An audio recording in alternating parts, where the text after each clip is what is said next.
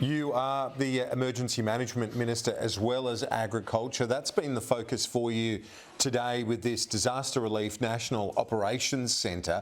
Can you give our viewers a sense of what this is about? What is this facility going to achieve in terms of our disaster response? Yeah, well, I've been here in Brisbane today, Kieran, for the official opening of Disaster Relief Australia's National Coordination Centre. Now, Disaster Relief Australia is a veteran-based volunteer organisation that we've been increasingly relying on to do some of the recovery work and clean-up work that traditionally we've relied on the Defence Force to do for us.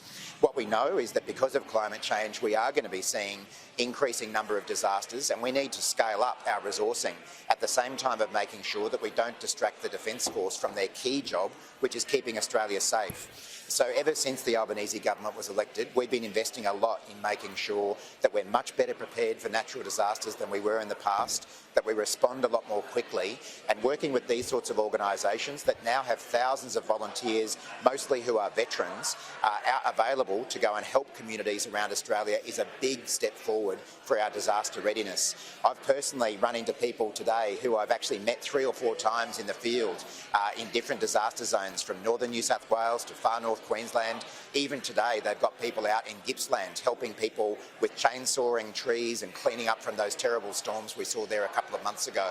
So, as I say, relocating this centre here in Brisbane, the nation's most disaster-prone state, is another big step in our making sure that we are better prepared for future disasters. And I know you've got to get going quickly on the Newspoll.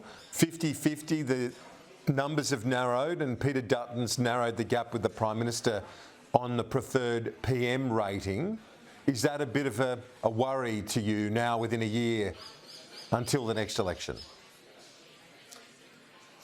Not especially, Kieran. I mean, as you've heard every other politician say, we don't sort of pay too much attention to polls. The only one that counts is election day. But I don't think it's surprising that in an environment when people are feeling cost of living pressures that we're seeing polls tighten. But what you can see is that there's only one side of politics who has a clear plan to deal with those cost of living pressures, and that's the Albanese Labor government. We still haven't heard a single plan from Peter Dutton and the opposition about how he's going to take pressure off people's cost of living.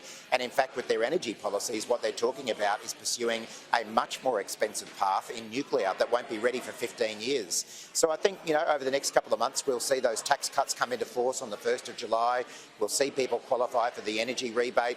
We'll see people qualify for a range of other cost of living relief. And really, it's about time that Peter Dutton said what's he going to do about the number one issue facing Australians right now. Minister for Agriculture and Emergency Management, Murray Watt, thank you as always. Appreciate it.